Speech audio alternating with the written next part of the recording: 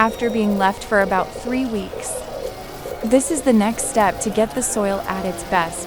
I remove the weeds by hand without using any tools to keep the soil structure healthy once everything is clean.